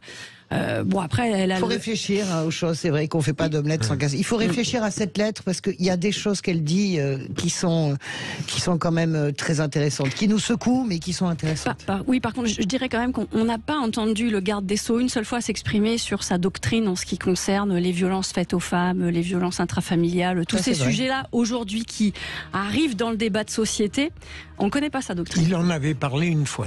Une fois, enfin, il est temps. Oui, il serait temps effectivement qu'on en reparle. Merci beaucoup en tout cas. Merci Félix Mathieu. Vous restez avec nous dans un instant. Le tour de table de l'actu des vraies voix. Tout de suite. Les vraies voix Sud Radio, 17h-20h, Philippe David, Cécile de Ménibus. Bienvenue à vous, on est ensemble jusqu'à 19h avec un numéro de téléphone que vous ne pouvez pas rater parce que c'est le seul au monde. Oui. D'ailleurs, on a effacé tous les numéros de téléphone de tout le monde. Celui-ci reste 0826 300 300. Il n'y a même plus de téléphone rouge entre le Kremlin et la Maison Blanche. Vous appelez 1, vous avez Philippe David, vous tapez sur le 2, vous avez Cécile de Ménibus, le 3, Patrick Roger. Parce que c'est comme à la Sécu, les hommes 1, les femmes 2. Ah bah d'accord. Vous avez remarqué que votre numéro de Sécu c'est 2 quelque chose. Alors que moi c'est 2 Ménibus, c'est pour ça peut-être. Alors que et moi c'est 2 Gois. Alors que les débiles là qui sont là, évidemment, c'est 1. Elle vous compte comme un débile. Elle a raison, elle est lucide. Elle est lucide. Elle est ivre morte, oui, tu voulais dire. Je vous aime. En tout cas, ils sont là, Philippe Bilger, Françoise Degois et Sophie Gauguin. Tout de suite, le tour de table de l'actu des vraies voix. Bonsoir madame, bonsoir mademoiselle, bonsoir monsieur. Dans quelques instants, vous pourrez admirer nos plus belles créatures. Mais vous fumez, monsieur. C'est aussi peu plausible que lorsque vous me comparez à Rocco Siffredi. Le tour de table de l'actualité. Il y a des phrases qu'on dit et qu'on regrette à un moment donné. Il n'a jamais regretté celle-là. Mais je trouve que c'est une publicité mensongère. Ça peut laisser croire à beaucoup de femmes qu'elles ont manqué quelque chose. Philippe Bilger, laissez-nous rêver. Non mais on ne sait pas dans quel sens la comparaison. Peut-être que c'est Rocco Siffredi qui est déraisonnablement mal membré par rapport à notre ami Bilger. C'est exactement ce que m'a dit Philippe Bilger à l'oreille. Mais je n'avais pas un point de vue. Chers auditeurs, pardonnez-nous. C'est passionnant comme sujet. Oui, écoutez, c'est passionnant. Oui, effectivement. Philippe Bilger, justement, j'avais lu les élections européennes. Vous voyez comme quoi les élections européennes vont-elles nous passionner? Mais si elles sont enthousiastes, elles pourraient presque devenir des élections européennes. Non, mais plus sérieusement, j'espère que les élections européennes, et tout laisse penser, apprendront aux Français, et à moi-même d'ailleurs, énormément de choses, de la même manière que la contestation sur les retraites avec le Conseil constitutionnel ont plongé nos concitoyens dans des arcanes juridiques qu'ils ne maîtrisaient pas forcément. J'ai été curieux, très attentif à cette curiosité démocratique qui s'est manifestée, et je me demande si les élections européennes, d'abord parce qu'elles représenteront la première opportunité pour dire vraiment ce qu'on pense sur l'adhésion ou non au président de la République, le choix des premiers de liste, le problème de l'Europe lui-même, qui passionne malgré les apparences. Ça va être un moment fort, je le crois, et j'espère que la France y attachera l'importance qu'elle mérite, ces élections. Françoise. Je suis absolument d'accord, je pense que c'est un contexte tout à fait différent habituellement. Sans élection pendant 2 ans. Sans élection pendant 2 ans, et puis l'ensemble du contexte, la guerre en Ukraine, le ras-le-bol par rapport à Emmanuel Macron, que va faire le Rassemblement national, est-ce que la NUPES y va unie ou pas? Je crois que ça peut être effectivement un moment clé auquel on n'a pas été habitué. La dernière fois, c'était en 99, souvenez-vous, et c'était un triomphe de Daniel Cohn-Bendit qui avait mené la liste des Verts. Il y avait une passion pour ces élections. Qui avait fait un très bon score. Il y avait une passion pour ces élections. C'est la dernière fois qu'il y a eu une telle passion pour les élections européennes. Ensuite, il y a eu la passion du référendum de 2005. Donc l'Europe, oui, passionne. Vraiment, je suis d'accord avec Philippe. Oui, il y a un vrai changement de paradigme et ça s'est mesuré, par exemple, lors des commémorations dans nos communes, au plus près des citoyens le 8 mai. Le 8 mai, bien, oui. Parce qu'il y a un énorme travail qui est assez ignoré médiatiquement, mais de transmission de valeurs, de devoir de mémoire qui est fait avec les écoles particulièrement. Et moi, j'ai ressenti, et je me suis sentie en communion avec mes concitoyens sur le partage de valeurs universelles de liberté, de fraternité, et qui devront être très prégnantes dans le débat sur les élections européennes. Alors effectivement, on n'échappera pas au grand déballage, malheureusement, qui éloigne nos concitoyens des urnes, mais on a une opportunité de remettre l'Europe au cœur du débat politique avec ces prochaines élections. En tout cas, Françoise Degois, vous voulez parler, vous, de l'ultra-droite, de son défilé à Paris. On va écouter un son, vous permettez? Avec plaisir. En République, on ne manifeste pas masqué et en uniforme. Voilà. Et je considère que ces provocations ne peuvent pas être tolérées. quel que soit le camp dont ces provocations émanent. C'est inadmissible. Et le gouvernement a la possibilité de faire appliquer la loi, car la loi existe. Or, le gouvernement ne le fait pas. Je suis navré, mais il est interdit de manifester avec le visage caché. Si le gouvernement faisait respecter la loi, eh bien nous ne serions pas en train d'en parler ce matin. C'était Marine Le Pen ce matin avec Patrick Roger. Dans le Grand Matin. Avec une réponse de Marine Le Pen. Alors elle est intéressante cette réponse. D'abord parce que fermement, elle se désolidarise politiquement de ce groupe. C'est pas de l'ultra-droite, ça s'appelle de l'extrême droite. Ils se revendiquent, ils sont néo-nazis, néo-fascistes. Ils s'en revendiquent, ils avancent masqués. C'est une façon de répondre. Et là-dessus, je vais être d'accord avec Marine Le Pen, à l'explication pitoyable de Laurent Nunez. Moi, il me déçoit semaine après semaine, Laurent Nunez. J'en disais beaucoup de bien. Je trouve que là, hier, il a donné une explication en disant oui, mais on pouvait pas, il n'y avait pas de crainte à l'ordre public. Oui, mais monsieur Nunez, monsieur le préfet, quand même, les gens étaient masqués. Ah oui, ça c'est vrai. Donc, on a le sentiment que le gouvernement n'en a rien vu. Tout le monde se réveille avec 48 heures de retard. C'est incroyable. Darmanin a annoncé aujourd'hui, cet après-midi, que les manifs devaient être interdites à l'avenir. Alors, Marine Le Pen, elle veut vraiment se désolidariser, elle ne veut pas que ça puisse retomber sur ses chaussures. Après, il y a la réalité. Dans cette défilé, il y avait des gens qui étaient très présents. Et ces gens-là, organisateurs, sont des gens qui ont été très longtemps présents jusqu'en 2021 autour de Marine Le Pen. Il y en a même un qui était Alex Lousteau, qui était trésorier du micro-parti de financement. Ils ont été dégagés par Marine Le Pen. Ils ont été dégagés, il faut vraiment avoir l'honnêteté de le dire, il y a 2 ans. Mais ce sont des gens qui gravitent véritablement dans la galaxie du Rassemblement national. Marine Le Pen, d'un côté, ne veut pas qu'on puisse l'accuser de quoi que ce soit, mais d'un autre, il y a dans ces gens-là des gens qui sont proches du Rassemblement national, qui ont été proches, et quand vous regardez tous les comptes Twitter, qui retweetent tous les propos de Marine Le Pen, et surtout d'Éric Zemmour. Oui, non, c'est sûr qu'il y a eu une erreur. Très peu de temps, parce qu'on n'aura plus le temps pour vous. Une erreur manifeste, et au final, on met encore une fois le focus sur le Rassemblement national en victimisant effectivement leur attitude, et du coup je trouve ça vraiment dommageable globalement qu'il n'y ait pas eu de réaction préalable pour interdire cette manifestation. Puisque vous avez la parole, Sophie Gauguin.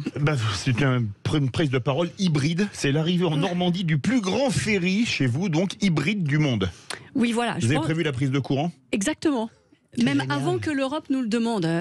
Non, mais on est très précurseurs, et je pense que c'est un très bel exemple qui sort des dogmes, de l'écologie punitive et dogmatique, puisque là, il s'agit d'accueillir le premier grand ferry transmanche GNL et électrique. Gaz naturel liquéfié.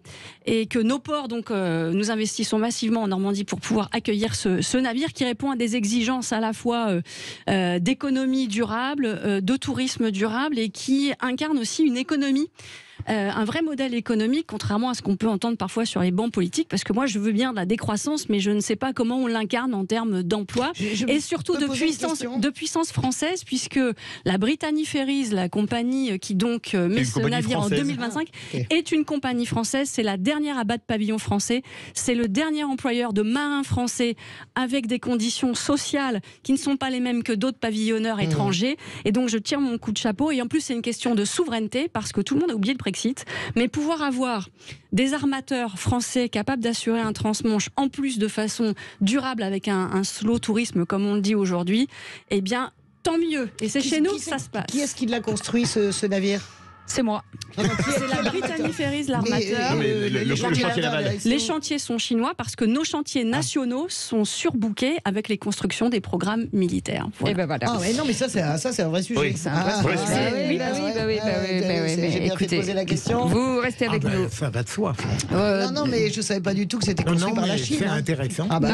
Voilà. Là, on met les voiles sur le coup de projecteur. Ouais, le coup de projecteur dans un instant, justement, sur cette lutte contre la fraude fiscale, et c'est un gage donné à la gauche après la réforme des retraites, puisque Gabriel Attal, le ministre délégué des comptes publics, a présenté ce mardi ce plan qui cible les ultra-riches et les multinationales pour alléger la pression, selon lui, des petits contribuables. On en parle dans quelques instants avec notre invité. À tout de suite. Les vraies voix Sud Radio, 17h-20h, Philippe David, Cécile de Ménibus. Et on y retourne, on est ensemble jusqu'à 19h avec Philippe Bilger, Françoise Degois, avec Sophie Gauguin pour les vraies voix. On parle d'actualité, on parle de votre quotidien, bien entendu. Beaucoup, on vous propose en tout cas de travailler avec nous, en tout cas de commenter l'actualité avec nous. Et le seul numéro, le 0826 300 300. Je me disais aussi. Allez tout de suite, le coup de projecteur des vraies voix. Les vraies voix Sud Radio, le coup de projecteur des vraies voix. Et donc Gabriel Attal, le ministre délégué au compte public, a présenté ce mardi un plan de lutte contre la fraude fiscale avec un objectif: faire payer ce qu'ils doivent aux ultra-riches et aux multinationales qui fraudent. Le gouvernement entend donc répondre aux besoins de justice sociale dans ce pays. Mais Marine Le Pen estime que les motivations du gouvernement sont autres. Écoutez ce qu'elle a dit ce matin sur Sud Radio chez Patrick Roger. Tout ce que fait le gouvernement est marqué du sceau de l'électoralisme. Et c'est ça que je trouve absolument détestable. Ils n'ont pas de principe. Et comme ils n'ont pas de principe, eh bien, en réalité, ils vont là où ils pensent qu'ils vont pouvoir soit débrancher des oppositions, soit obtenir quelques voix. Ça n'est pas comme ça que l'on gouverne. On gouverne en pensant à l'intérêt supérieur. Alors, est-ce que pour vous, ce plan contre la fraude fiscale, c'est un gage donné à la gauche après la réforme des retraites qui a mis beaucoup de gens de gauche dans le mécontentement et dans la rue? Ou est-ce que c'est, encore une fois, comme la fraude sociale, c'est plutôt un argument de droite et la fraude fiscale, c'est un argument de gauche? De bonne loi, puisque a priori la fraude fiscale est beaucoup plus grande que la fraude sociale. Le seul numéro pour réagir, le 0826 300 300. Et à cette question, lutte contre la fraude fiscale, est-ce que c'est un gage donné à la gauche après la réforme des retraites? Vous êtes un petit peu mitigé. Serré, vous dites oui à 54%. Et pour en parler, notre invitée Nadia est avec nous. Bonsoir. Bonsoir. Merci d'être en direct avec nous sur Sud Radio, vice-présidente de la commission des finances de l'Assemblée. Philippe Bilger, forcément, quand on parle depuis le temps qu'on en parle, on dit tout le temps la fraude sociale, c'est la droite, la fraude fiscale, c'est la gauche. Est-ce que là, on va pas chercher un petit peu de l'électorat de gauche? Depuis ce matin, j'entends des critiques globales sur ce qu'a proposé Gabriel Attal. Déjà, tout ce qui est global dans la dénonciation me gêne. Alors j'entends bien, on peut parler d'électoralisme, j'ai entendu même évoquer du cynisme, j'ai entendu évoquer la fraude fiscale comme remède à l'absence de lutte contre la fraude sociale, mais à la limite, peu m'importe. Ce qui me touche, c'est que on ne peut pas dénier que de toute manière, ce retour au réel est positif, même s'il est tardif. Et j'avoue que je vais me contenter très modestement de ce qu'offre Gabriel Attal, dont il paraît que la plupart des mesures sont déjà mises en œuvre, pourraient l'être. Et je dis que ça représente un progrès modeste, mais un progrès tout de même, et que ça n'est pas uniquement cynique. Françoise Degois. Oui, moi je ne suis pas du tout la complaisance de Philippe Bilger, parce que pour Emmanuel Macron, il a aussi les yeux de chimène pour Gabriel Attal. Je ne sais pas pourquoi. C'est comme ça. Oui, et moi je crois vraiment. Alors, est-ce que vous pensez vraiment que vous allez acheter les voix de la gauche, franchement, avec ça? Regardez bien l'annonce. 25% de contrôles fiscaux supplémentaires. Bon. Qui vous dit qu'ils vont être faits. Je crois que les livrets A seront au-dessus de 100 €, c'est ça, seront contrôlés. Sérieusement, est-ce que vous pensez vraiment, ma chère amie, j'aime beaucoup votre travail et je vois vos tweets et je les lis aussi, est-ce que vous croyez vraiment que vous allez acheter une seule voix de gauche avec une mesure, alors que ça fait des mois... Mais ça, c'est pas eux qui le disent, c'est moi. Non, mais oui, mais c'est fait pour ça, mais soyons sérieux, évidemment que c'est fait pour ça. On envoie un supposément ministre de gauche pour annoncer une supposée... ça fait des mois que la gauche demande une taxation sur les super profits. Ça fait des mois que les centristes ont trouvé le truc. Vous devriez être contente, Françoise. Mais les contrôles signifient la taxation. Non mais sérieux, vous vous moquez de moi ou vous posez des questions juste pour m'énerver ou pour parce que je n'ai pas posé de questions, j'ai juste dit vous devriez être content. Parce qu'on annonce 25% de plus de contrôles fiscaux. Moi j'ai besoin d'argent sonnant et trébuchant. Il n'y a pas de taxation sur les super profits et même les centristes qui demandaient une taxation sur les super dividendes ne l'ont pas obtenu. Alors Sophie Gauguin. Quand j'entends les propositions fiscales de Françoise Degois, votre surnom pourrait être le bourreau de mes thunes. Non, mais là, Philippe m'étonne parce que... Elle est très bonne, j'avoue. Faites pas attention. Non, faites pas attention. Philippe m'étonne parce que dans sa rigueur, dans l'approche de la politique... Il n'a plus aucune rigueur avec oui, voilà. Bon, on est quand même sur une session de rattrapage. de rattrapage, de sparadrap. Pour moi, c'est encore un plan sparadrap parce que, comme toujours, et c'est aussi les règles des politiques publiques et de la finance publique en France, c'est-à-dire que si on estime avoir des recettes par rapport à ce plan fiscal, quel que soit ce qu'on en pense sur le fond, c'est pour faire quoi ? Pour faire quoi ? Parce que le fond de la politique, c'est ça. Donc annoncer un plan de rattrapage fiscal, effectivement pour donner un plan où, dégage à la gauche, alors que des pans entiers de l'économie s'écroulent, que la question du pouvoir d'achat n'est toujours pas réglée, que le gouvernement n'a toujours pas tranché sur les prix de l'énergie avec un débat sur l'Europe, et qu'on a une activité économique qui est quand même de plus en plus tendue ces dernières semaines sur le territoire et politique. Je veux dire, ce qui aurait été intéressant, c'est que M. Attal dise pourquoi faire et comment réorienter sa politique et la politique du gouvernement avec des recettes escomptées. Et là, comme d'habitude, il n'y a aucune issue, c'est-à-dire qu'on est sur une annonce de mesures qui, effectivement, pour certaines arrive déjà, qu'on ne pourra pas vérifier, avec aucun fléchage à destination de celles et ceux qui attendent des réponses sur le pouvoir d'achat, sur la situation économique du pays et sur la façon dont la France est défendue. LR, NUPES, ensemble. Du même côté avec Philippe Bilger. Ça va donner la voix Lyotte. Vous allez être plus enthousiaste en faveur. Le conservatisme. On laisse parler Nadia. J'ai pris effectivement quelques notes et j'espère pouvoir répondre à toutes vos interventions. Mais c'est vrai que, vous savez, la lutte contre la fraude fiscale, c'est une mesure de justice sociale. Et je pense que là-dessus, on peut tous s'entendre autour de cette table. C'est pas un effet d'annonce, c'est sérieux. C'est un travail sérieux, la lutte contre la fraude. Et ça fait des mois que la gauche, certes, peut-être nous demande de faire quelque chose contre la fraude fiscale. Mais je peux vous dire que ça fait des années que la majorité y travaille. Parce qu'en 2018, nous avons fait sauter le verrou de Bercy. En 2018, nous avons créé la police fiscale avec un effet immédiat, sonnant et trébuchant, qui sont sur le dernier quinquennat 45 milliards d'euros de recettes supplémentaires pour l'État. Donc oui, c'est une lutte de tous les instants. Nous avons aujourd'hui encore une fois travaillé depuis plusieurs semaines, depuis plusieurs mois sur un travail transpartisan, et je tiens aussi à le rappeler, d'ailleurs M. Attal l'a souligné, pour avoir un plan de lutte efficace contre la fraude. Et vous savez aussi, comme moi, comme de nombreux de nos concitoyens, que la lutte contre la fraude, c'est un travail de tous les instants, que derrière, il y a une ingénierie qui se met en place, que la principale activité de ces génies du crime, parce que aujourd'hui, ça va être du ressort du pénal, d'ailleurs, ça l'a été, ça s'est renforcé par le nouveau délit qui est créé par ce plan, eh bien, leur principale activité, c'est de détourner les règles et de déjouer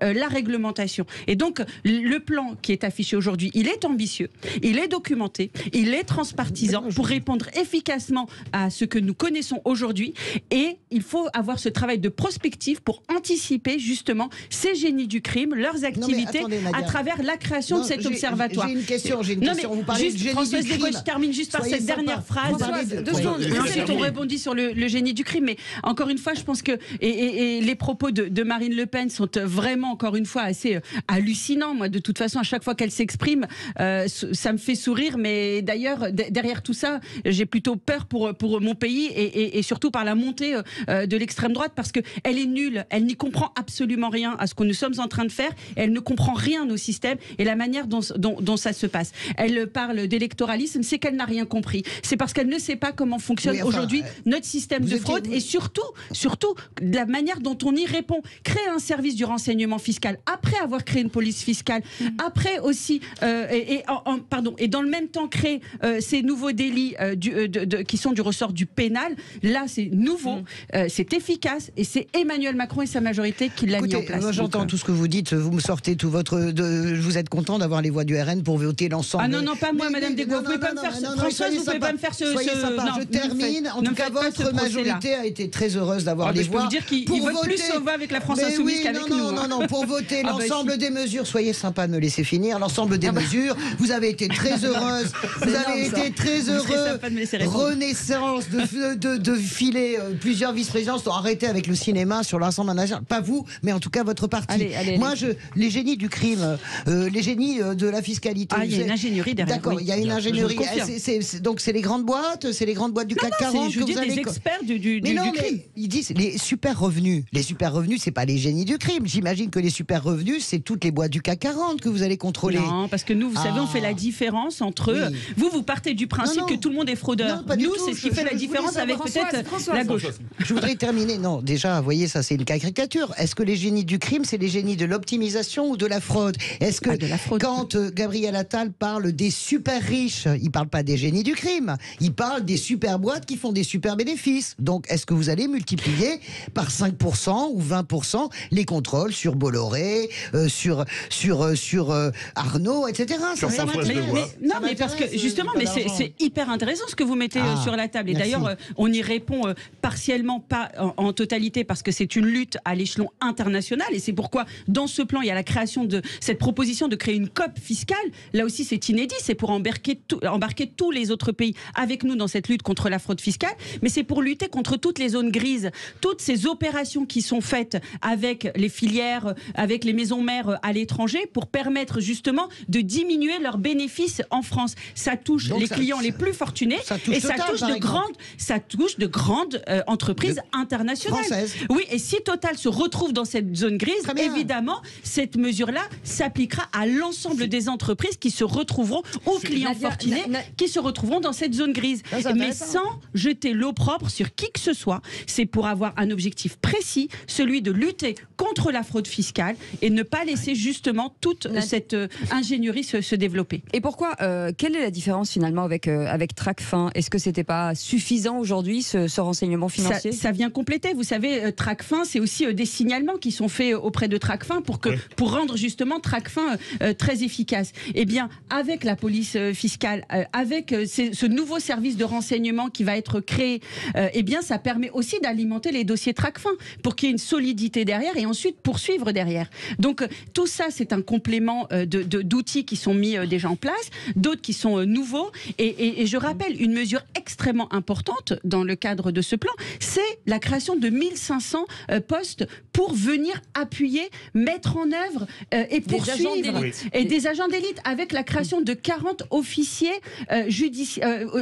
fiscaux judiciaires. C'est inédit en matière aussi de moyens humains. Donc, je ne dis pas que ce plan-là est une solution miracle, je dis juste qu'il est ambitieux, il a été documenté, travaillé en transpartisan. C'est peut-être aussi cela qui fait sa particularité dans l'efficacité. C'est parce que ça a été travaillé de manière beaucoup plus large. Madame la Présidente, j'ai entendu ce matin un certain nombre de spécialistes, enfin qui se présentaient comme tels, qui disaient qu'il y a déjà, à l'heure actuelle, dans le droit, un certain nombre des mesures qui sont projetées. Deuxième élément, ils indiquaient qu'il était impossible, techniquement, de procéder à tous les contrôles qui devront être faits, et ce dont parlait Françoise Degois. Et dernière question, pardonnez-moi, un peu provocatrice, mais à ma manière, est-ce que ça n'est pas une manière de répondre à cet argument dont Emmanuel Macron ne parvient pas à se débarrasser, d'être le président des riches, à votre avis? Je me demandais quand est-ce que ça allait intervenir dans notre échange. Tu as vu que ça vient pas de moi. Oui, et je suis assez étonnée. Ça vient du conservateur macroniste. Je ne voulais pas vous décevoir. Mais écoutez, vous ne me décevez absolument pas. Je peux vous dire que la fille d'ouvrier que je suis a défendu cette mesure qui est la suppression de l'ISF. Parce que tout est parti de là. On a touché à un totem, à un symbole, qui a toujours été celui, effectivement, peut-être de la gauche et aussi de la droite, parce que la droite voulait y toucher, la gauche s'interdisait de le faire. Et donc, ça a toujours été un symbole d'un côté comme de l'autre. Nous avons regardé l'effet pragmatique de cet impôt, qui ne sert pas notre économie. Et je peux vous dire, je suis pas bien placée pour défendre les plus riches d'entre nous, bien au contraire. Sauf que c'est un impôt qui est inefficace et qui ne répond pas justement à ce besoin de solidarité et donc l'objectif initial qui lui avait été assigné. Et donc nous l'avons supprimé et je pense que nous avons bien fait, parce que la suppression de l'ISF et d'autres mesures qui l'ont accompagné, le prélèvement forfaitaire unique, un ensemble de mesures fiscales aussi. C'est ça, c'est le prélèvement forfaitaire unique. Vous le dites en anglais. Je vous dis, je me moque de vous surtout. Non, vous pouvez vous moquer de moi. D'ailleurs, d'autres l'ont fait avant vous, Madame Degois. Et je peux vous dire que ça m'a pas perturbé une seule seconde, parce que je suis extrêmement droite dans mes bottes, dans le sens où nous avons augmenté les investissements aujourd'hui dans les entreprises. Vous pouvez dire oui, c'est factuel, Madame Degois. Ce sont plus de 10 milliards d'euros d'investissements supplémentaires dans les entreprises. C'est un taux de chômage qui diminue. Je peux vous dire Valérie Rabault dit pas la même chose que vous. Mais une grande spécialiste Valérie Rabault, des finances publiques. Il lui a été proposé, Madame Desgois, de siéger. Degois, pas Desgois. Degois, pardon. Il m'a été. Vous n'avez rien à voir avec Robin. Pardon, Madame Degois. Voilà. Pardonnez-moi, François, si vous me le permettez.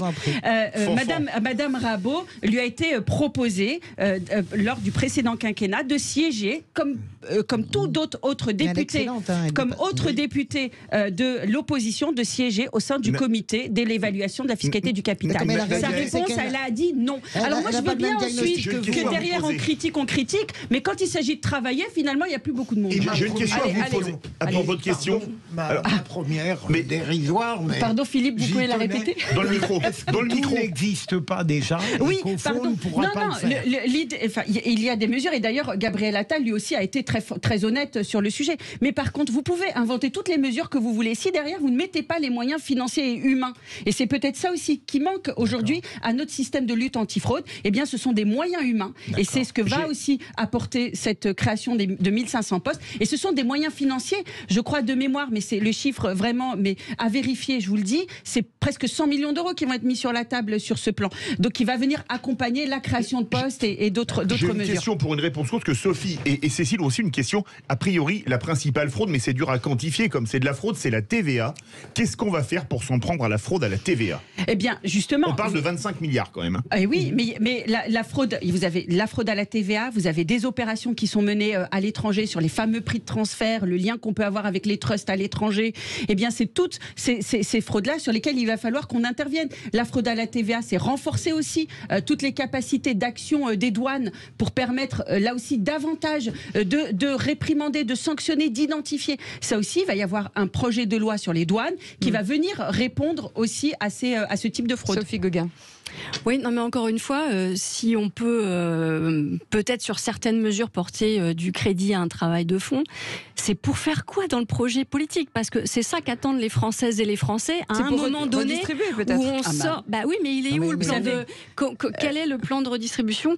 Quelle est votre priorité par rapport à ça ? Et on connaît l'état abyssal des dépenses publiques et on voit bien que les sanctions tombent petit à petit par rapport aux cotations françaises. Donc voilà, c'est quand même, ça arrive à un moment politique où on peut s'attendre à plus de profondeur et des objectifs. C'est ça qui est assez étonnant et frappant à chaque fois, c'est qu'on nous taxe de ne pas avoir justement de vision, d'ambition.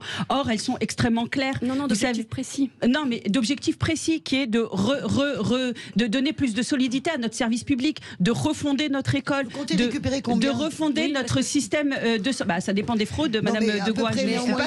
En tout cas, ce que je peux vous dire, c'est que aujourd'hui...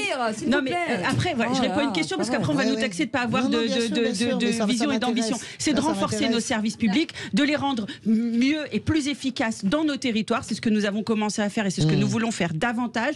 Donc tout ce qui aujourd'hui finançait notre système de... Oui, mais ça c'était sous votre... Permettez-moi, c'était sous votre gouvernement que les services publics ont fermé. C'est pas sous le nôtre, bien au contraire. Vous restez avec nous, vous restez encore 5 minutes, on fait une pause et on revient dans un instant. Bougez pas, restez avec nous.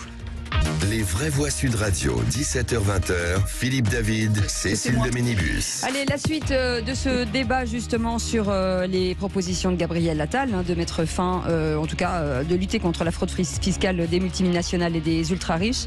Et on a gardé Nadia Hay, elle n'est pas du tout, elle pouvait partir, mais elle est restée avec nous, vice-présidente de la commission des finances de l'Assemblée. Et je reviens sur cette question que vous a posée forcément notre amie Sophie Gauguin, vice-présidente de la région Normandie. Aujourd'hui, lorsque vous allez chercher cet argent, d'ailleurs je rebondis sur la question de Françoise, quels sont les objectifs et la finalité de cette recherche de fraude fiscale? Alors d'abord l'objectif c'est de mettre fin à une impunité contre la fraude fiscale et je pense que là tout le monde peut s'accorder à dire que le fait que vous ne payez pas une amende vous soyez poursuivi, mais par contre déjouer ou détourner le fisc français ça reste toléré. Donc c'est déjà vraiment lutter efficacement contre les fraudeurs et encore une fois j'insiste sur l'effet justice sociale je pense. Et puis on ne peut pas aujourd'hui construire un budget général sur des potentiels gains ou recettes que nous pourrions obtenir de cette opération. Oui, il y a des estimations qui sont faites, mais justement, c'est aussi pour objectiver tout cela que le comité d'évaluation de la fraude fiscale va être créé, parce que tout le monde y va de ces chiffres un peu farfelus, pas objectivés, à peine sourcés ou documentés. Donc là, c'est vraiment créer un office extrêmement sérieux qui travaille sur ce sujet. Mais encore une fois, c'est là aussi l'objectif, lutter contre les fraudeurs. Ensuite, la vision que nous avons, nous, de la politique portée, c'est renforcer nos services publics et les rendre, encore une fois, plus efficaces pour que l'école soit de la République, soit à la hauteur des objectifs qui lui sont assignés et fixés. C'est que notre système de santé soit beaucoup plus performant et réponde à la demande de soins. Et c'est aussi, aujourd'hui, atteindre tous les enjeux du XXIe siècle. C'est d'être au rendez-vous du virage numérique et des nouvelles technologies. C'est d'être au rendez-vous de la décarbonation pour travailler à une vraie transition écologique. Et tout cela, ça marche avec des programmes, des mesures que nous détaillons et que nous mettons en œuvre depuis 6 ans. Avoir attendu si longtemps? Mais ça fait pas 6 ans que nous avons en 2018 fait sauter le verrou de Bercy. J'insiste encore une fois. Nous avons créé une police fiscale. Non, mais cette chasse à la fraude, là, oui, elle justement, en fait. c'est ce que je vous disais. C'est que, en fait, vous avez aujourd'hui une ingénierie. C'est très complexe de lutter contre la fraude. Je peux vous dire, j'ai travaillé dans la banque et je peux vous dire que le premier objectif aussi du banquier et dans sa règle déontologique, c'est de lutter contre le blanchiment et de la fraude. Donc c'est très complexe. Il y a des outils aussi qui sont développés, pas chaque jour, mais presque, par tous ces ingénieurs du crime. Et donc c'est d'y travailler d'arrache-pied, et c'est un travail de tous les instants pour apporter des réponses efficaces. Non mais moi j'entends ce que vous dites, je connais votre passion pour les finances publiques, vous êtes une personne de valeur, c'est pas ça le sujet. Vous avez bien tablé sur un chiffre et je repose la question que pose Sophie parce que c'est ça, vous pouvez pas nous expliquer au doigt mouillé, on va faire un peu des écoles et pour le numérique, cet argent, étant donné l'état de nos finances publiques, vous le réinjectez où? Vous avez très bien vu, la crise des Gilets jaunes par exemple est partie d'un mensonge sur la façon dont la taxe allait être réinjectée. Donc dites-nous sur combien vous tablez, ne me dites pas que vous n'avez pas fait de prévisionnel. C'est ça qui est intéressant, Françoise, dans votre question, c'est qu'en fait, aujourd'hui, vous avez des recettes qui sont pas, c'est pas une taxe affectée, c'est pas une recette qui est affectée, c'est une recette qui va aller dans le budget général et qui va répondre à l'ambition. Elle répond aujourd'hui à notre ambition que nous avons parce que nous sommes en responsabilité, qui est de plus de services publics, mieux de services publics pour nos concitoyens. Et puis demain, vous allez avoir potentiellement d'autres gouvernements et qui auront aussi leur vision. Mais ça va aller dans le recette du budget général et ce n'est pas un impôt qui va être affecté. Merci beaucoup Nadia. Une recette affectée de l'Assemblée nationale. Voilà. Juste, je vous arrête pour vous dire que l'Assemblée nationale vote à l'unanimité pour l'inscription du groupe paramilitaire russe Wagner sur la liste des organisations terroristes de l'Union européenne. Et je suis désolée de ne pas être à l'Assemblée pour voter vraiment là aussi une proposition de résolution qui était essentielle et qui vraiment affiche très clairement notre détermination à lutter contre toute organisation terroriste. Des gens présents. Un petit mot de chacun. Oui, je suis là. Je regrette. Je sais que c'est la politique, on envoie un signal, mais je redis que Wagner est une organisation salement criminelle, mais pas terroriste. Je ne peux pas reprocher à l'Assemblée nationale d'être de mon avis. Voilà, c'est ça. Sophie Gauguin. Oui, je pense que l'objectif, c'est d'envoyer un message politique très fort.